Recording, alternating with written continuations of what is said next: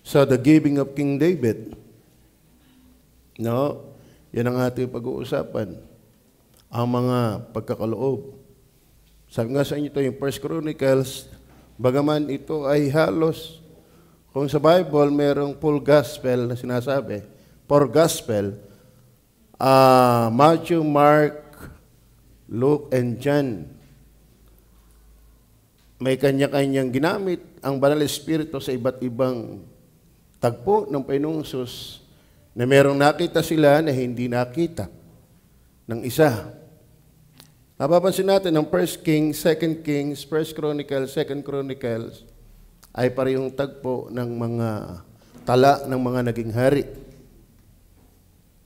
Si David nga po, mga kapatid, ay ating kukunin dahil siya po'y malapit na mamatay. At siya po ay nagsagawa ng paghahanda sa bahay ng Diyos, nagagampanan ng kanyang anak ni Haring Solomon. Napakaganda ng Israel nung ang Haring David ang nag-ahari dahil maganda ang kaharian ng Israel kapag ang hari ay pinaghaharian ng Diyos. Kaya ang magandang leadership ay nasa ilalim ng leadership ng Diyos. Maganda ang pangunguna kapag ang Diyos ang nangunguna. Sa ating buhay, mga kapatid, gaganda ang ating buhay. Huwag tayong pangunahan ng sarili natin. Huwag din tayong pangunahan ng ibang tao. Huwag din tayong pangunahan ng mga bagay na hindi maganda. Napakaganda ho na ang Diyos ang nangunguna sa ating buhay. So, dito po ay makikita natin na naghandog. Ano ba yung inihandog ni David? Kung mapapansin po natin sa verse 2, ano sabi ng verse 2? Now I have prepared with all my might. Lupit, ano?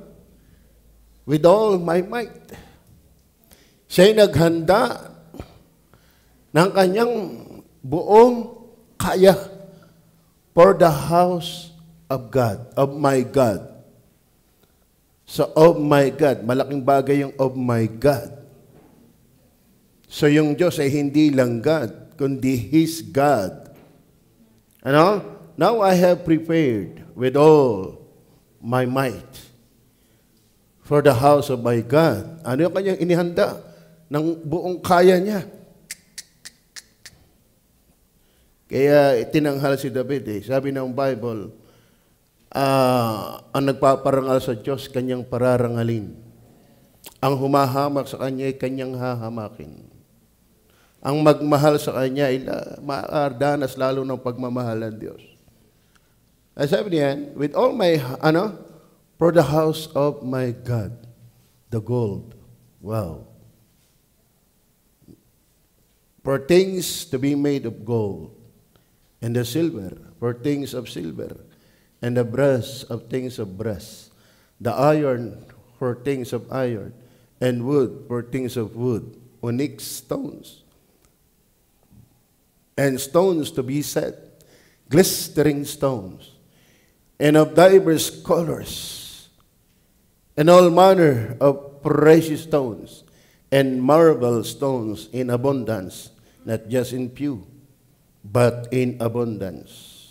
So yun ang klaseng pagbibigay. At yan yung ibinigay ni David sa Panginoon. Amen? Kaya wag ho tayong matisod sa giving, nakakahiya ho. Dahil kung itutumbas natin ang ating kay David, giving na David, ano na yan? Naintindihan mo ba yun? Gasino na yun. Kung idadais natin. Pero si David ay naghandog po ng ganyan. At ako po iniwala na walang duda na si David ay tunay na mananampalataya ng Diyos. Kaya ba iniwala doon? Kaya nga sabi ng verse 2, now I have prepared with all my might for the house of my God. Meron siyang relasyon sa Diyos. Ang Diyos ay hindi isang Diyos lang, kundi kanyang Diyos. God is belong to him and he is belong to God. Mahirap, sabi nga sa inyo, ang giving ay ang hugot, ang pinakamalalim na hugot ay may relasyon sa Diyos. May relasyon sa Diyos. May pananampalataya sa Diyos. Dahil may tagpo na yung hindi mananampalataya ay nagbibigay din at yung hilaw ang pananampalataya ay nagbibigay din. Alam niyo bang issue ang mag-asawa ni Sapphira at ni Ananias? Walang, puro kakapa-kapa ang nagbabasa ng Bible kung ang mag-asawang ito ay ligtas. Tingnan niyo po ang mga commentary ng mga Bible scholar. Wala silang diretsahan o klarong kung sila ay ligtas. At ang laging mababasa at mapapansin, sana naman sila ay ligtas. Dahil ang kaligtasan naman, hindi nawawala kung talagang ligtas ka. Tama? Kaso lang, very confusing yung mga ganong sistema dahil pinatay agad ng Panginoon. Pero nagbigay. Tama? So may mga unbeliever at mayroong mga nakakaduda ang pananampalataya pero nagbibigay. Kaya walang kaduda-duda, si David ay mananampalataya na nagbigay. At ang kanyang pagbibigay, mga kapatid, wala tayo sa kalingkingan. Ay, niwala, hindi tayo man lang maka 5%. Sino ang kaya magbigay? Sino nakapagbigay na sa inyo ng gold? Silver. Iron. Yun, iron. Plancha. Wood, of things of wood. Ito pa yung onyx stones. Ako iniwala, mga precious stones yan. Stones to be set, glistering stones, and diverse colors. All manner of precious stones, marble stones, in abundance. Kasi may talata din diyan dahil, mamaya mababasa po natin yan. So, walang duda. Doon sa Psalms 18, verse 23, ito yung magtitibay na talagang bukod doon sa my God, sinabi niyang my God, sa Psalms 18, actually, ang book of Psalms, marami dyan ay kay David. Maraming awit na nasulat, inspired by the Holy Spirit, ay ang mga awit ni David. At kapahayagan niya ng puso. Kaya ang tunay na umaawit, dapat yun yung umaawit na nabe-bless ang puso. Mga kapatid, ang ating pagkanta, hindi yan part lang ng worship o ng service. Dapat tayo, mensahe pa lang kinakausap na, mensahe pa lang ng ating kinakanta. Tulad ng It Is Well. Ano yun? Yung mga kinanta pa natin, hindi kayang kagaganda ng mga mensahe. The Lord is my rock and my fortress. Yan. And my deliverer. My God, my strength, in whom I will trust. My buckler and the horn of my salvation. And my high tower. Ganun siya kalapat. Ganun siya ka-expressive kung sino ang Diyos sa kanyang buhay. My Delilah. Okay, doon po sa 27, verse 1. In fact, doon sa Psalms 23, verse 1, the Lord is my shepherd. I shall not want, though I walk in the shadow of the valley of death, I will fear no evil. And this cow, surely goodness and mercy shall follow me. Ngayon, sabi Psalms 27, the Lord is my light and my salvation. Si David ay hindi lang ligtas. Hindi lang siya mananampalataya. Siya'y nakakatuwang mananampalataya. Siya'y nakaka-bless na mananampalataya. Siya ay ginamit ng Diyos na mananampalataya. Lalo pagdating sa giving. Napakaraming paggamit. Akala mo ito lang naman yung nakarana sa Diyos kung paano itumba yung higante. Di ka? Ano nga mga higanting ating napagtagumpayan na? Tama? Doon sa Roma chapter 4, verse 6 hanggang 8, tingnan din natin. Part of my introduction. Even as David also described the blessedness of the man, unto whom God imputed righteousness without works, saying, Blessed are they whose iniquities are forgiven. Kinote yan sa sinalita ni David. Bakit? Si David yan din eh. Si David din yan eh. Mahirap yung preacher na nagpipreach na hindi naman naranasan ng kaligtasan. Diga? Kahirap mag-aka yung bulag sa kapwa bulag. Di kapwa sila mahuhulog sa hukay. Tama? Saying, Blessed are they whose iniquities are forgiven and whose sins are covered. Verse 8. Blessed is the man to whom the Lord will not impute sin. Nakakatuwa. Sabi ni David, napakapalad ang taong ang kasalanan ay napatawad na at hindi na sisingilin. Hindi na ibinibilang. Kaya tayo wala ng hatol dahil tayo na kay Kristo. Ibinilang na yun kay Kristo. At ang kanyang katuwir at kabanalan na ibinilang sa atin. So, are you believers of God? Amen? Maraming kapahayagan ng pagiging believers of God, pero isa na diyan ang pagiging giver to God. Amen? Ngayon, kumuha tayo ng mga hugot. Bakit si David ay may giving? Ano ho? Kasi my God, my God, my God, may salvation, may buckler, may fortress. Ngayon, fortress. Ano? Fortress. No? Okay. So, una, tatandaan natin ang giving niya. Sana, ito din yung hugot natin. Kung bakit tayo nagbibigay. At kung ito ang ating hugot, hindi maaring hindi tayo magbibigay.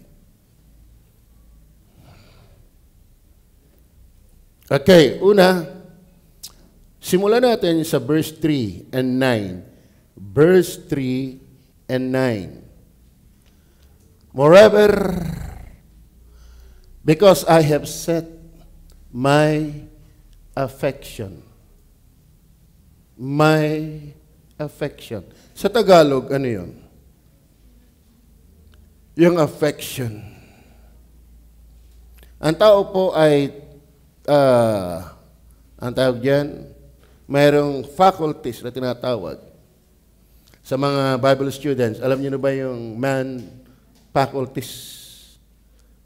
Yung mind, emotion, and will. Ang emotion, yan ay affection. Speaks about love. Bukod di naman dito, sapagkat aking inilagak ang aking loob. Mas maganda sa English. Affection. Hindi ko na research yung affection. Nandito pala. So, bakit mayroong pagbibigay si David, si Haring David, at hindi ba basta yung ibinigay? Mga kapatid. Una, because of his affection for God. Because of his affection for God. Ang affection, hindi ko nakuha yung eksaktong word ng Hebrew, pero ito yung meaning ang nakuha. To be pleased with. To be pleased with. Ibig sabihin ng affection for God, si David ay lugod na lugod, giliw na giliw sa Diyos. Gandang-ganda sa Diyos. Inam na inam sa Diyos. Nagmamahal sa Diyos. Amen?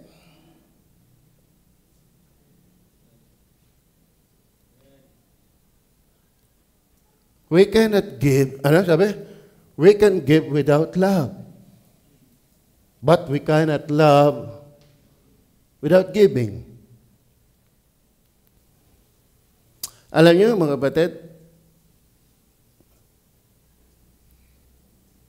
ang nanghihinang pag-ibig, maging pananampalataya sa Panginoon, yan din ang dahilan ng panghihina ng ating mga paggawa para sa Panginoon. Ang malamig na pag-ibig sa Diyos, ang dahilan ng malamig na pag-ibig sa gawain ng Diyos. Tama? Ang sabi na talata, because of my affection. Ang sabi diyan, now I have prepared with all my might for the house of my God. Okay, nasabi yung may affection. Verse 3. Moreover, because I have set my affection, aking inilagay ang aking damdamin sa bahay ng Panginoon. Ibig sabihin pala, mga kapatid, hindi natin pwedeng paghiwalayin ang pag-ibig sa Diyos at sa bahay ng Diyos. Huwag mong sabihing maayos ka, malapit ka sa Diyos, na ayaw mo sa bahay ng Diyos. Huwag mong sabihing wili ka sa Diyos, na hindi ka wili sa bahay ng Diyos. Tama ba? In fact, hindi basta wili. Yung idea ng affection ay to be pleased with. Ito'y pagkalugod. Matindi pagkalugod. Hindi lang siya sa tuwa sa bahay ng Diyos as in tuwa. Nagbigay siya para sa gawain ng Diyos. Para sa bahay ng Diyos. Di ka? Iba pa rin yung si David, sabi nga niya, I was glad when they said unto me, let us go unto the house of the Lord. And I would rather be, ano yun?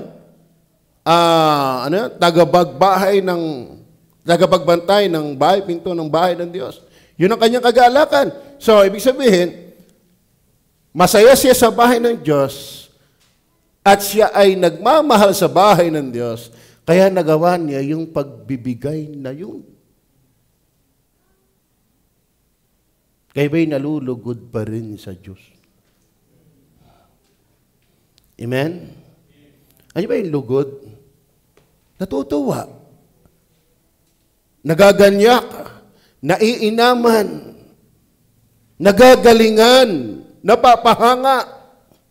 Yan ang problema natin sa panahong ito. Ang Diyos ay taklob na ng maraming bagay. Amen? Kaya ba nalulugod pa sa Diyos? Set affection that is approved, consent with, delight, enjoy, favor, like. Gusto ko. Masaya ako. Lugod ako. Nagagalak ako. Nakaayon ako. Okay yan. Approve yan. Lugod ako. Yan ang magagandang katangiang napapaloob sa affection. At yan ang hugot. Kasi magkasunod lang yung verse 2 and 3. Tignan nyo ha? Ang sabi ng verse 2, now I have prepared with all my might for the house of my God, the gold for things to be made of gold, and the silver for things of silver, and the brass for things of brass, the iron for things of iron, and wood for things of wood, onyx stones and stones to be set, glistering stones and of divers colors, and all manner of precious stones, and marble stones in abundance. Mga mamahalin, pero abundance. Moreover, why? Because I have set my affection. Inilaga ko ang aking galak, tuwa, lugod, pag-approve. Approve yan sa akin. Okay yan sa akin. The giving of King David because of his affection for God. Amen?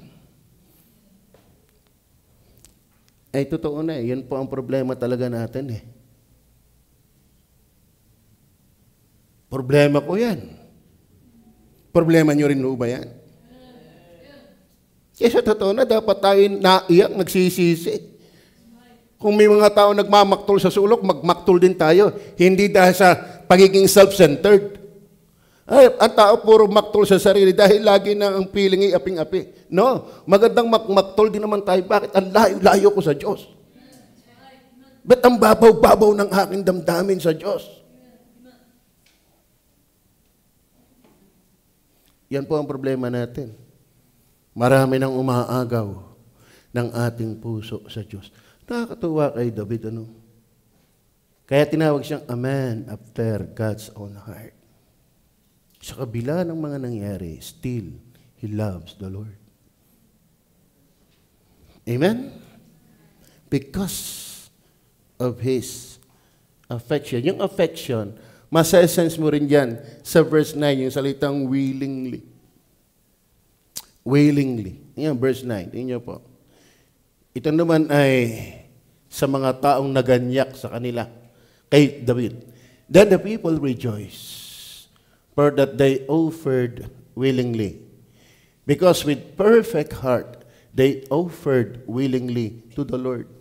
And David the king also rejoiced with great joy. Mga batid, kamamahal, willingly. Ano ba yung willingly? That means to volunteer. Pag sinabing willingly, ikaw ay nagbo-voluntaryo. Kusa. Tama? Voluntaryo.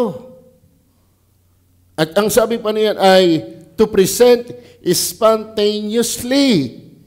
Voluntaryo at nagbibigay na walang paglilikat. Amen. Ay mapapaganda mo talaga ang bahay ng Diyos agad. Kapag yung ganyang halaga, hindi mo ipinagkait ng matagal. Ibinigay mo agad ura-urada. Bakit? Pinaghandaan ikaniya yan. I have prepared with all my might. Amen? Willingly. Tayo kulang na nga Panghilay, panghigit pa. Ano? Kulang na yon. Sa totoo na, hindi ba tayo nabababawan sa Kristiyano ngayon? Sa sangkakristyanuhan ngayon?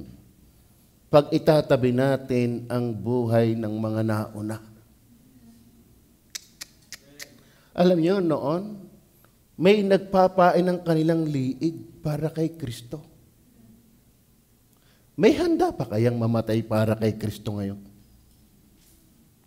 Pero mahirap pong mamatay para kay Kristo kung tayo na may hirap na hirap ding mabuhay para kay Kristo. Ano? Madali ho yung mamatay para kay Kristo kung tayo nabubuhay din para kay Kristo. Kasi yung mga iba, kaya gusto na mamatay para kay Kristo, ay para umiwas lang sa maraming problema.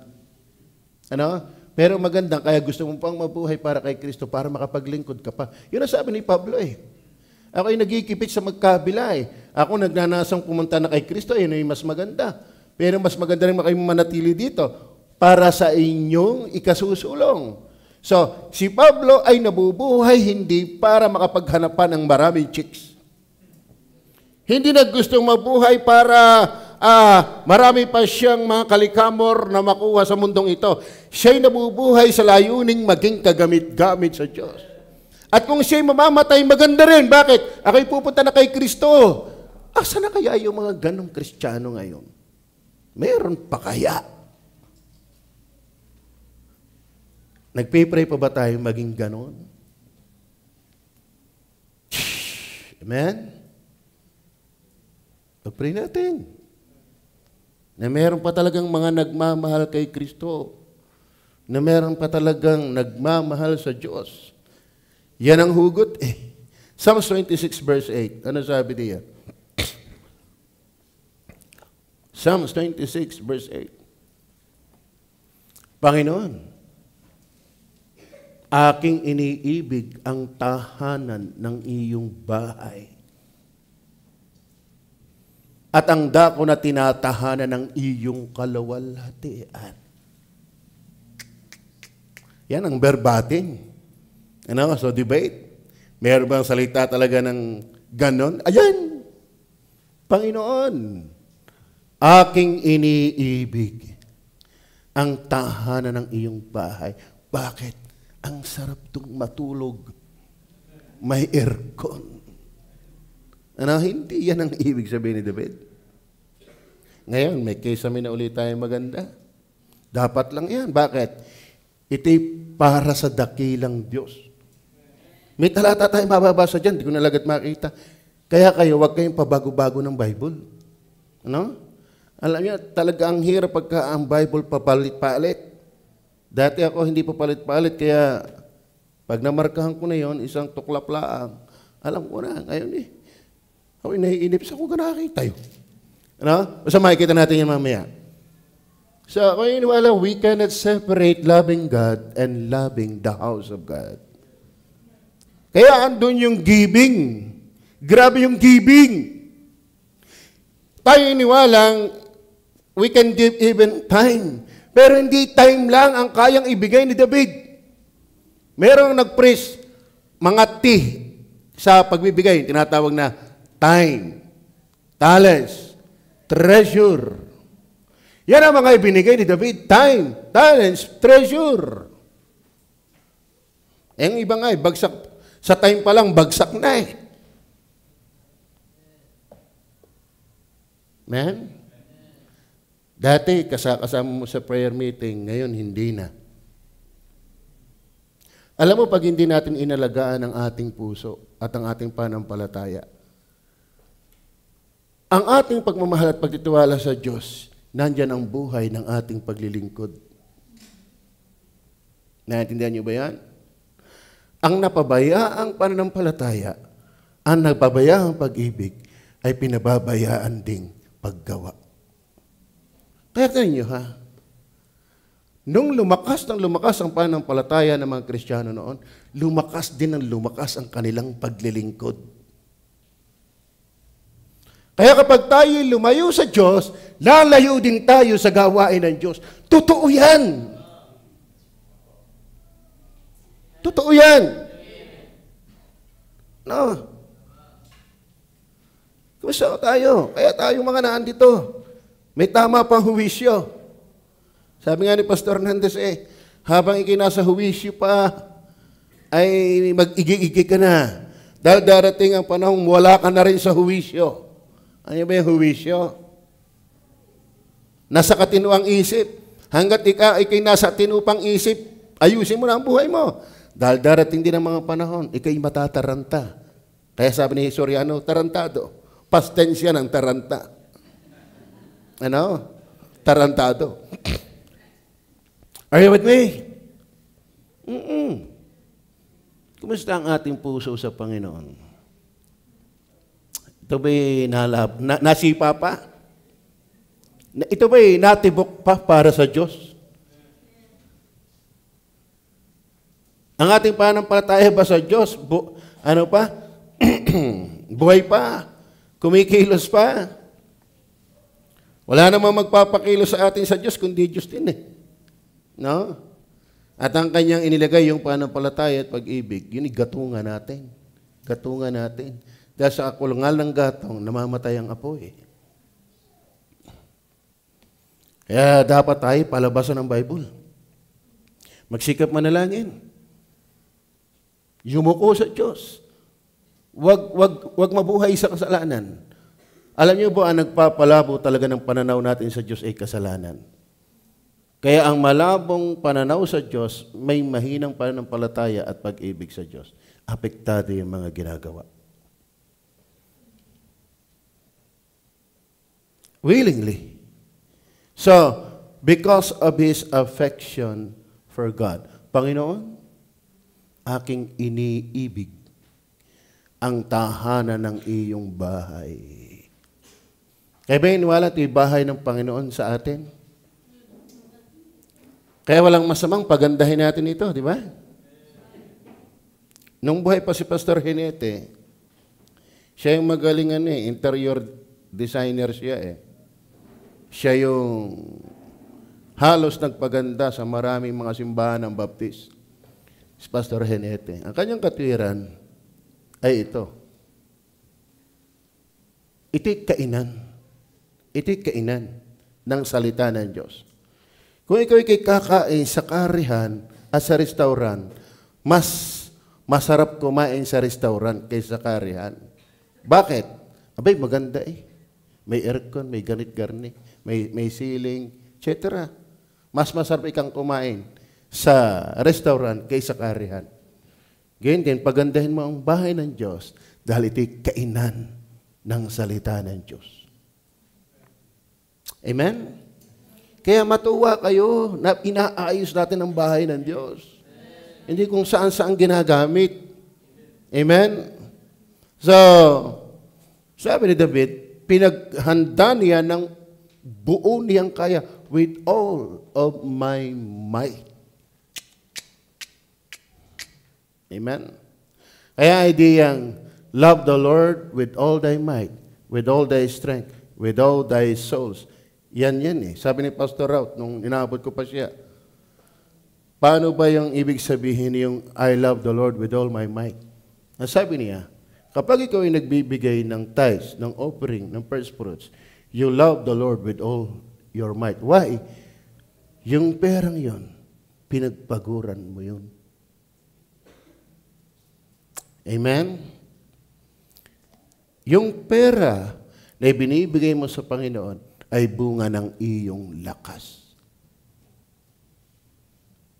Kaya yung pagbibigay ng tithes, offering, first fruits, ay pagmamahal sa Diyos ng iyong lakas. Nakakalungkot, ang ating lakas, ang naikinabang lang ay SM. Naikinabang lang ay gadgets. Naikinabang lang ay karihan, restaurant, Jollibee. Pero kumusta ang bahay ng Diyos? Amen. Do you love the Lord? Do we still love the Lord? Hindi lang time ang kayang.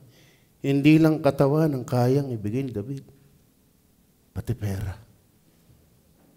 Pati ginto. Amen? Why? Anong hugot? Because of his affection for God. May timyas pa ba tayo sa Diyos? Tuwan-tuwa pa ba tayo sa Diyos? Tayo pinatutuwa pa ba sa Diyos? Ipahayag natin ang pagkatuwa natin sa Diyos sa pagkatuwa natin sa bahay ng Diyos. Tama ba? Masaya pa bang kayo napunta dito ng Miyerkules? May excitement pa ba pag kayo pupunta dito ng Miyerkules? Kayo excited pa rin pagkalinggo? Sa bahay ng Diyos? Ang sabi ni David, Panginoon, aking iniibig ang tahanan ng iyong bahay at ang dako na tinatahanan ng iyong kaluwalhatian. Then number 2, not only because of his affection for God, but also because of his awareness of God. Verse 1, ito yata yung sinasabi ko, verse 1. Yan, ito na nga. Anong klaseng awareness? Furthermore, David the king said unto all the congregation, Solomon my son, whom alone God hath chosen, is yet young and tender. And the work is great. Why? For the palace is not for man, but for the Lord God. Yan ang magandang kamalayan. Hindi ito tao-tao lang. Do you believe that? Ito'y padyusang usap. Kung tayong marunong magpakundangan sa tao, di ka, kundangan na lang ikaw yan mabait sa akin. kundangan na lang na kay maraming naitulong sa akin eh. Ang tao, kapag may maraming nagawa, ang taas ng ating pagpapakundangan. Ang mataas na pakundangan, awareness ni David, kung bakit siya nagbigay ng ganong pagbibigay, ay hindi ito pang tao. But for the Lord, God. Kaya ba iniwala na ang ating ginagawa dito hindi para kung kanino? At kung ito'y para kung kanino din lang, ay di sayang nga.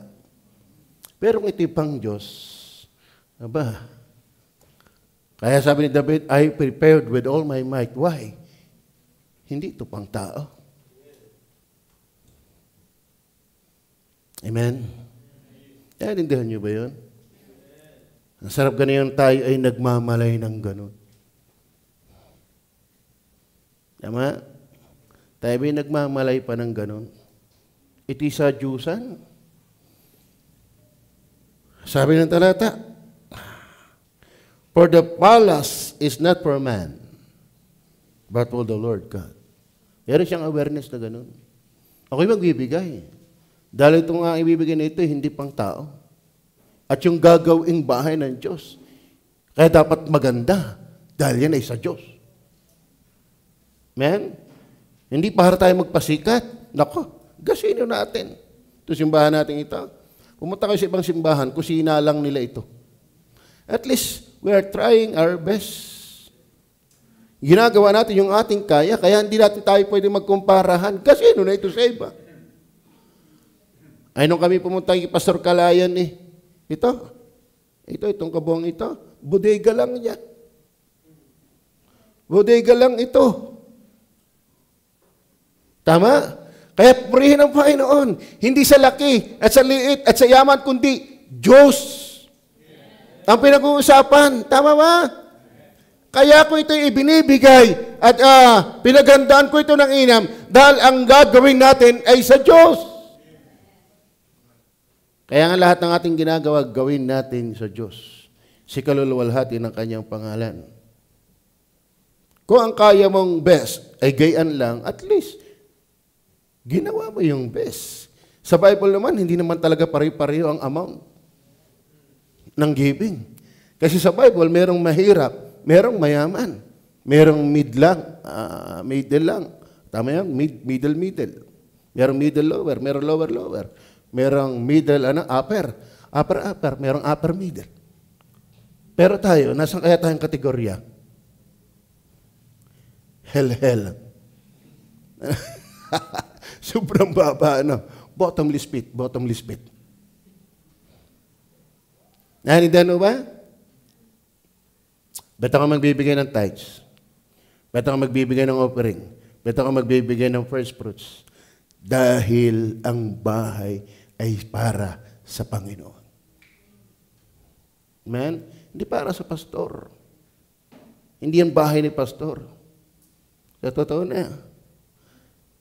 Pag ako'y nauna, bahala na kayo sa aking mag-ina. Bakit? Hindi ito akin. Hindi ko ito property. Ito'y sa Panginoon.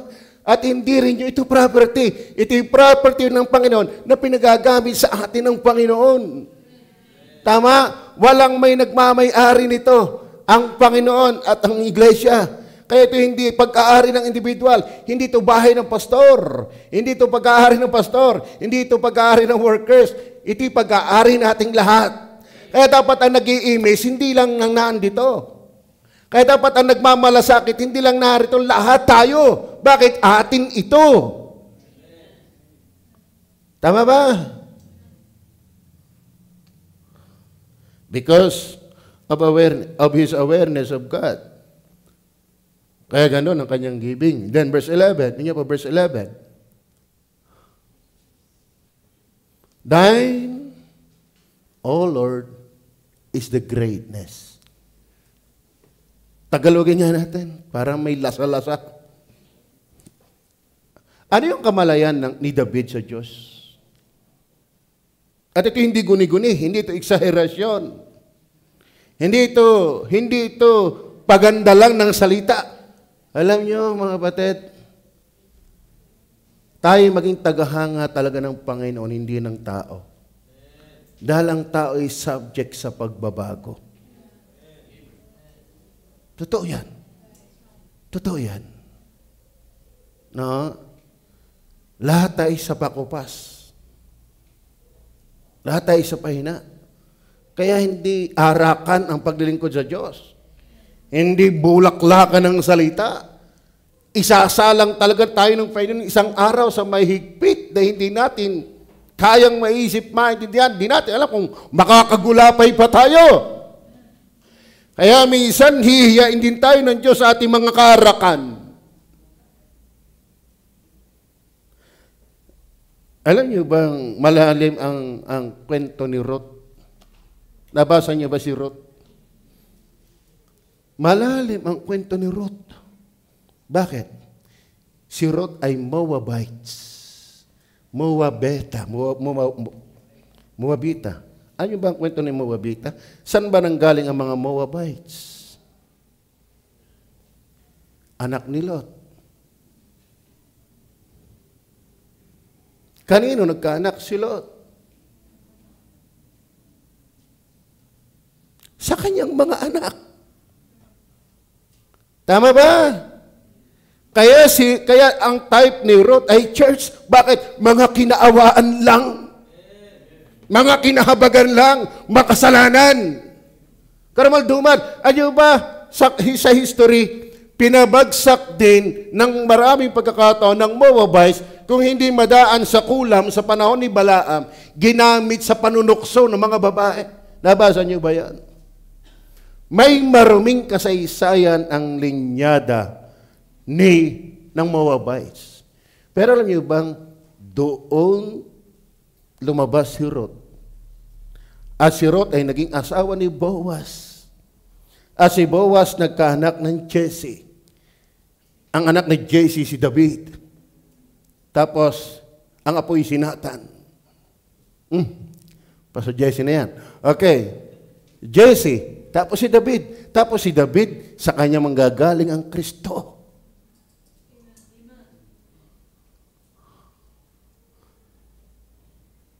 Nakakatawa yung nagmamalay sa Diyos. Amen? O Panginoon, ang kadakilaan at ang kapangyarihan at ang kalawalhatian at ang pagtatagumpay, mga kapatid, hindi sa talino mo. Hindi sa diskarte mo, kaya ka nagtagumpay. Sa Panginoon ang pagtatagumpay. Amen? Kaya ikay makapagbibigay dahil binigyan ka ng Diyos ng mga pagtatagumpay. Kadakilaan ay sa Diyos, kapangyarihan ay sa Diyos, ang kalawalhatian ay sa Diyos, ang pagtatagumpay ay sa Diyos, ang karangalan ay sa Diyos, sapagkat lahat na nangasa langit at nangasa lupa ay iyo.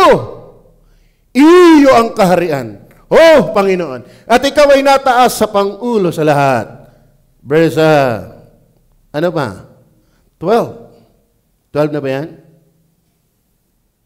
At ang mga kayamanan at gayon din ang karangalan ay nangagmumula sa iyo. At ikaw ang nagpupuno sa lahat. At nasa iyong kamay ang kapangyarihan at kalakasan.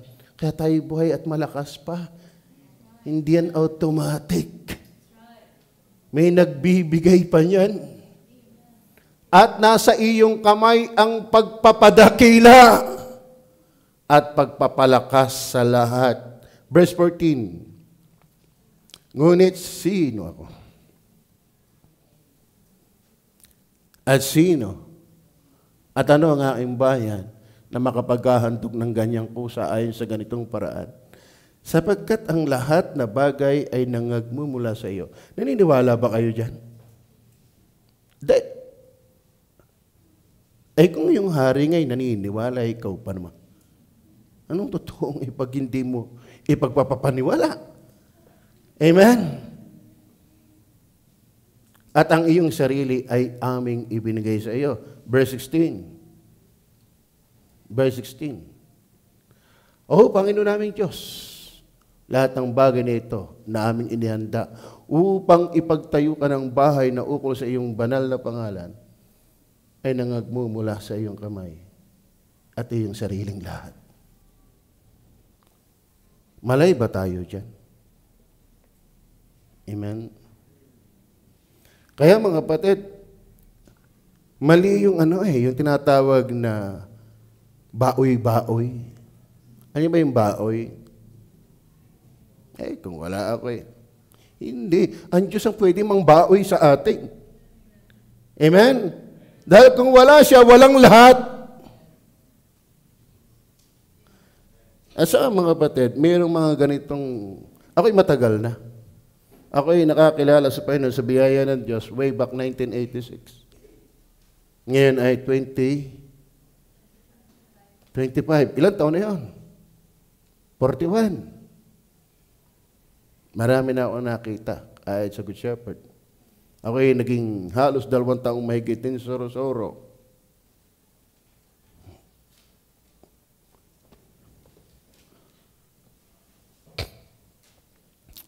Huwag natin ipagbibida ang garne nung una-una. Kung nalalaman mo lang, nung una-una. Don't say that.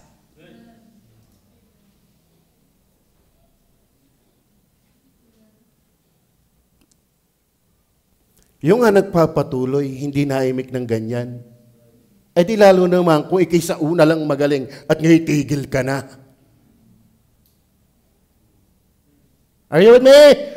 Don't say nung una. Bakit? Si Kristo ay Alpha at Omega.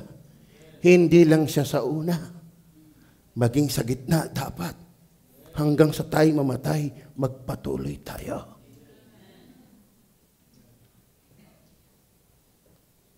Una-una. Hindi pwede yung una-una.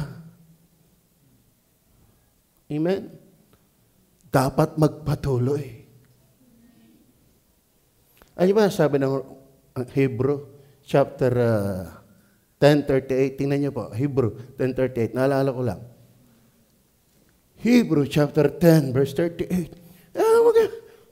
Nakoy, kung ako'y inabot mo nung panahon ko, nung panahon mo, ano ngayon?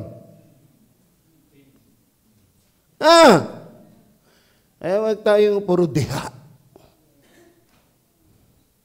Kahit tayo nangihina, magpatuloy. Dahil ito'y para sa Panginoon. Kaya hindi yan pabilisan ng pagtakbo. Yan ay pagpapatuloy, kahit lilin-ay-lin-ay. Anong panalo ng pagong sa matchen? Sa karirahan? Abay, napanood ko yung karton, ay panalo ang pagong Bakit? Pa-relax yung matchen. Mabagal man, pero consistent, makakarating. Amen. Tayo magpatuloy, mga kapatid. Kahit tayo pasimplang-simplang, kahit tayo nangihina, kahit tayo nasusubsob, kahit tayo natatapilok, sukdo lang tayo nadadapa, tuloy lang. Amen. Gasino nagain yung dinadanas sa dinanas ng mga bayani ng pananampalataya. Sila'y nilaplapan ng palad, ng paa, saka pinalakad sa buhangin. Mahapdi yun. Nung buhay pa, pinakaladkad sa kabayo. Nung buhay pa, ipinako sa krus ang patiwarik. Nung nakisipa, pinugutan ang ulo. Gasino na ang tinitiis natin ngayon kumpara sa kanila. At lalong-lalo na sa tiniis ni Kristo, maligtas lang tayo. Tama ba? Minsan nakakahiya. Hindi kasi natin nalilingon. Kaya may trail of blood. Maraming mga Kristyano ipinasok doon sa arena para ubusin ng leon. Para kainin buhay ng leon. Sa panahon ng mga Anabaptists, heroes of faith, pinaglalagari, pinagpapatay. Alam mo ngayon, ano ang idadais natin? Ayun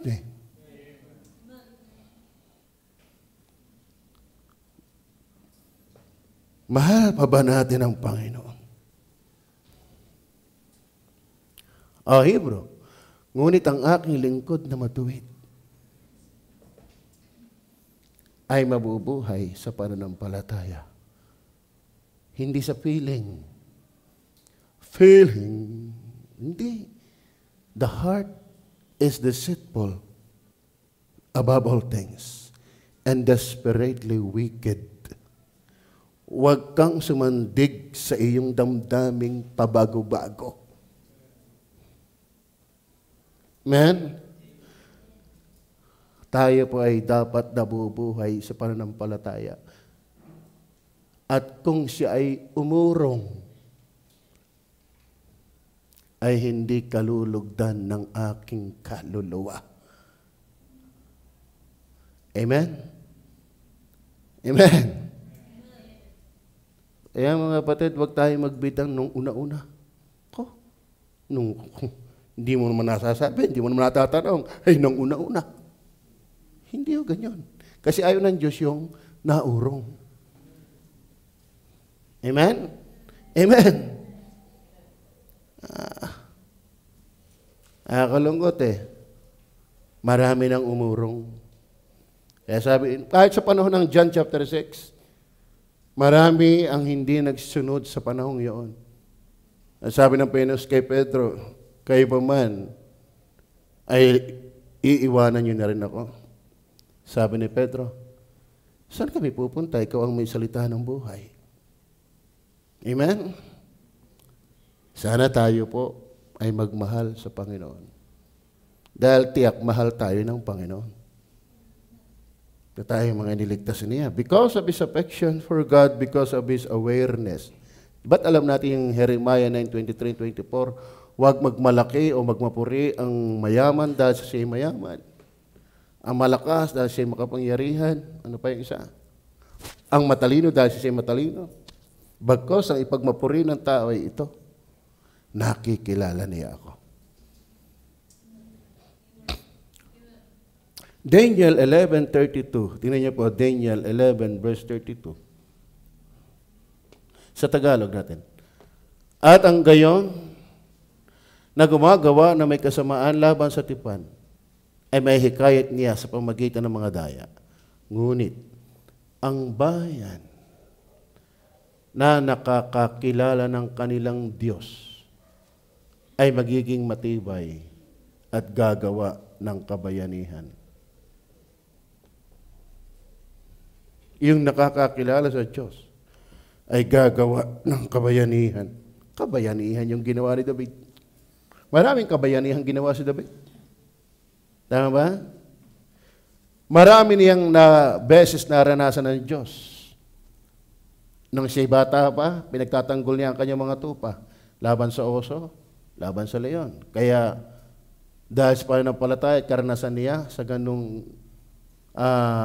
senaryo, yun ang kanyang sinabi kay Goliath. Napagtagumpay niya sa Goliath. Ang dami niyang pagtatagumpay. Bakit? Bago siya sumuong sa labanan, lagi siya munang sumasangguni sa Panginoon.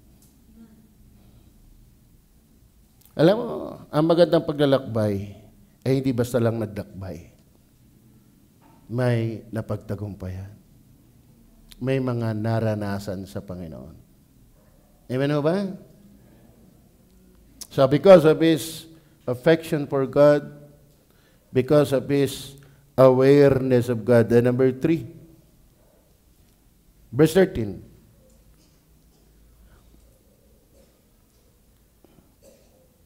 Bakit nakapagbigay? Ano yung?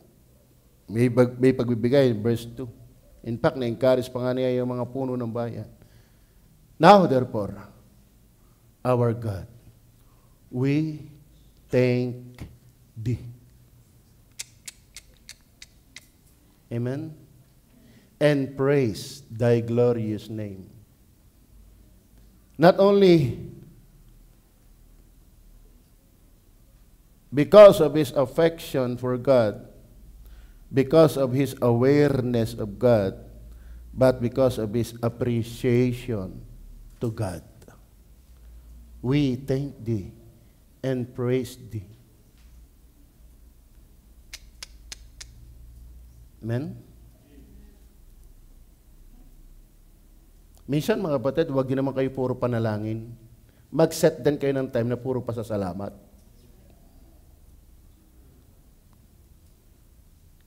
Name them one by one. Count your blessings and name them one by one. And you will surprise what the Lord has done.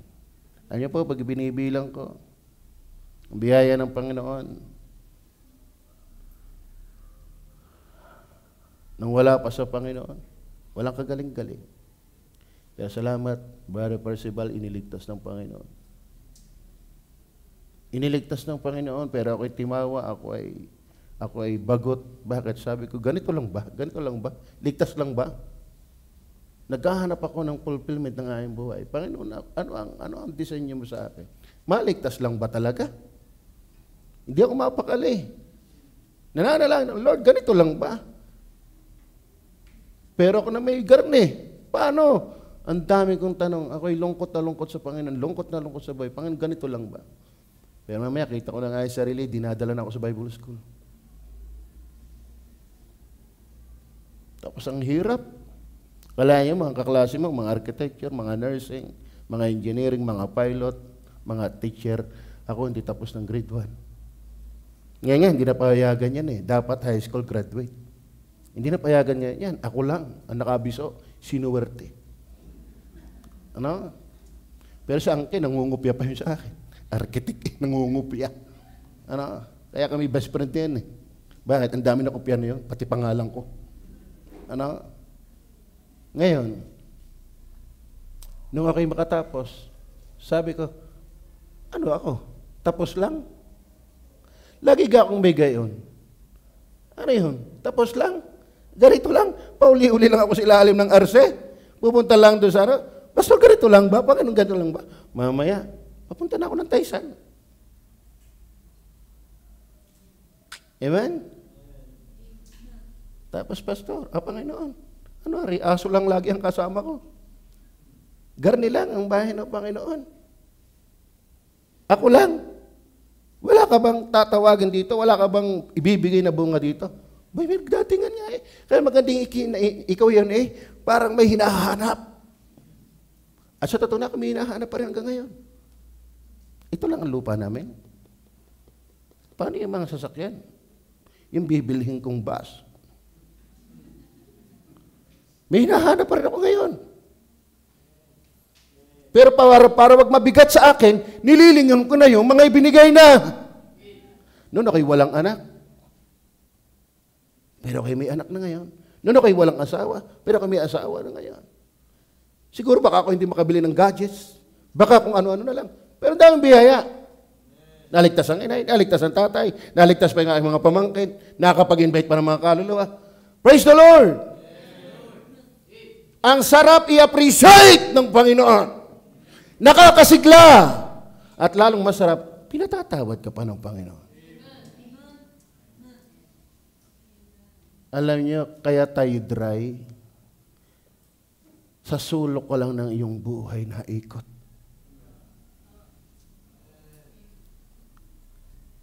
Always remember what the Lord has done. Amen? Kung bubulahin ko yung ginawa kay Makmak, hirap na hirap siya sa panahon nung si Utoy nagkasakit. Pero nakaraos din. Magaling na, nakaraos din. Di ba? Yung kanyang kotse, tapos na. May bago na uling binabayaran. Tingin sa Panginoon. Amen? Kaya alam mo, sabi nga sa inyo, bago mo tingnan ang iyong ibibigay sa Diyos, tingnan mo muna ang kanyang mga ibinigay na sa iyo. Ano? Bago mo tingnan ang iyong ibibigay sa Diyos, tingnan mo muna ang mga ibinigay na niya sa iyo. Ganyan mag-appreciate si David. Verse 13, ano sabi? We thank thee. Kayo ba nagpapasalamat pa? Sabi, ang talata, verse 13, now, therefore, our God, we thank thee and praise thy glorious name. Alam niyo po ako iniimbitahan maging speaker by November 20, 29. Ako talaga tumanggi. Sabi ko, ayaw ko po. Ayoko, ako ay hindi magaling na speaker, huwag niyo akong isama dyan. Ang laging pambubula ni Pastor Jess Marasigan, yung nga gusto namin, hindi magaling. Ayoko yung kinakabahan, ang daming tao. Yung nga gusto namin, yung hindi nagtiwala sa sarili, kinakabahan. Ibig sabihin, puro sinasambot ang imig ko. Meron pa rin akong iningi. Sabi ko, ako yung makakapunta ho diyan, given na magagamit ko ang power chair. Alam ba sila nag-adjust from third floor, doon pumunta sa first floor. Para lang ako yung pumunta. Iniisip ko, ba't ako'y gayanto ngayon? Kailangan ako mag-preach doon? Di naman ako magaling? Di naman ako marunong? Biyaya ng Panginoon. Amen? Siya totoo na. Huwag ko lang tatanungin nyo Ayaw ko na mag-aalis. Gusto ko sa office na lang. Masaya ako nag-online Bible study. Masaya ako nag-aaral ng verse. Masaya ako nag-outline. Masaya na ako dito. Bakit? Iyan ko ihirap na sa katawan ko. Yung aking likod. Ano? Marami na iniindo na Natanda na Diga? Pero hindi pa naman nakakatulog pag may nagpipreach. Ano? Yan ang biyaya. Dahil ako'y sabik sa salita ng Diyos. Now, therefore, our God, we thank Thee. Nagkaroon ba yung nagpapasalamat sa Diyos? Sabi nga ni Pastor Andres, minsan nakapakinggan ko siya mag-preach, ang pagpapasalamat sa Diyos ay hindi bibiglang. Yan ay may ibinibigay. And praise Thy glorious name. Do you really appreciate God? Amen? Nagmensahe din si Pastor Hernandez, kaya ako'y marunong magpa-thank you. Parang, ikaw na nga tinulungan, di ka malang nagpa-thank you. Si Pastor Hernandez ay mahinahon lang mag-preach. Pero pag yun naimig, kabtil sa akin. Kaya pag may nagbuhat sa akin, Brad, thank you. Binuhat ako ni Jerome, Toy, thank you. Kasi naalaala ko yung mensaheng yun. Ikaw na ang binuhat, ikaw na tunod, di ka malang pa-thank you. Masabi mo kung ako'y thank you, mas ka-thank you-an ka. Ano? Ano? Alam niyo ba yun? Kung ako'y thank you, mas ka-thank you-an ka. Pasalamat tayo sa Panginoon. Kaya yung ibinigay ni David, pagpapasalamat yun sa Diyos. Ano ba yung ating handog simbahan? Ginaya din lang natin sa Good Shepherd yan. Tayo pag tayo nagbe-birthday, gusto natin makatanggap ng birthday. Bagaman alam natin na hindi December pinanganak si Kristo, pero ganun pa man, ang alam natin, ipinanganak siya. Ayan ang pa-birthday natin sa Kanya. Kaya tayo may handog simbahan, pa-birthday natin yun sa Panginoon. Amen? So, hindi yung basta pasalamat lang.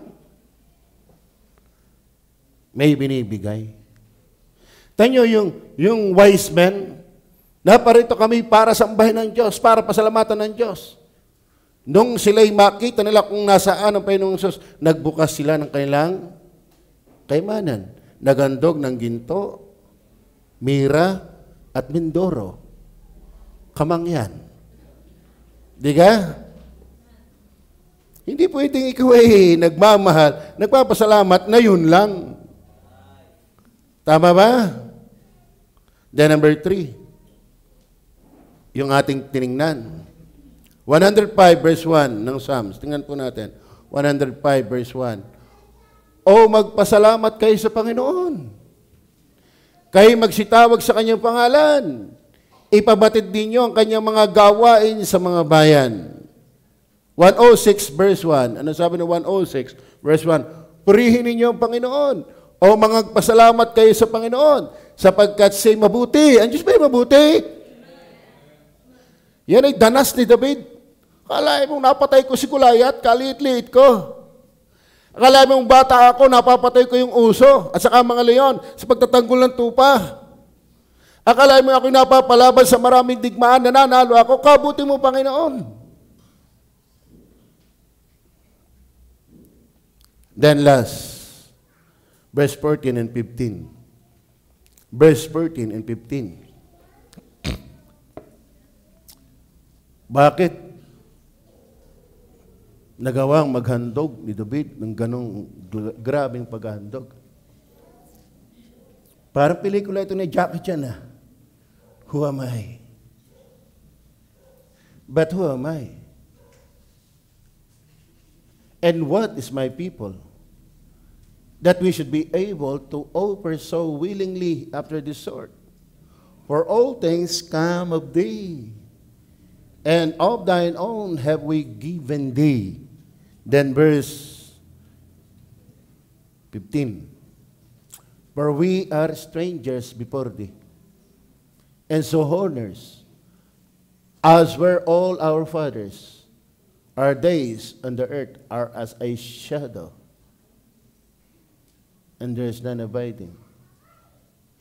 Mga kapatid, not only because of his affection for God, because of his awareness of God, because of his appreciation to God, because of his abasement before God. Who am I? Basahin nga natin ang verse 14 ulit. Hari yun, but who am I? Man, ano ba minsan, inyo bang napipil yung napipil ko? Kaya bang yabang talaga ng mga taong sumang sa Diyos? Amen? Akala na may maaabot. Hindi mo nga alam kung kaya mo mabuhay ng 50 years old. Akala mo may napatunayan na kung magdidiha. Are you with me? Ako'y niniwala, saksakan ng yabang ang ayaw kumilala sa Panginoon. Lagi kong uulitin, ayaw mong kumilala sa Panginoon, gumawa ka ng iyong lupa. Amen? Amen? Ayaw mong maglingkod sa Diyos, pero ginagamit mo ang kanyang lupa. Gumawa ka ng iyong lupa.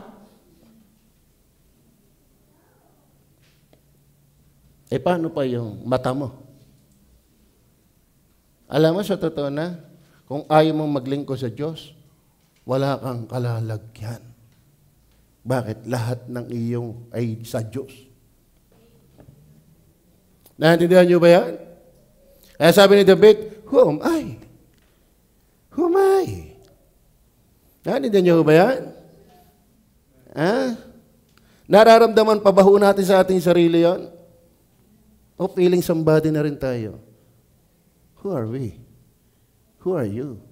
And who am I? Anong akin?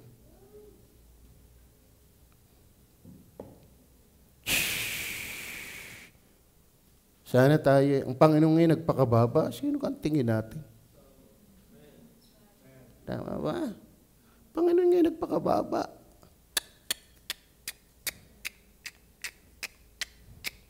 Panginoon ngayon naglingkod, sino ka para hindi? Tama ba? Something wrong. Something wrong.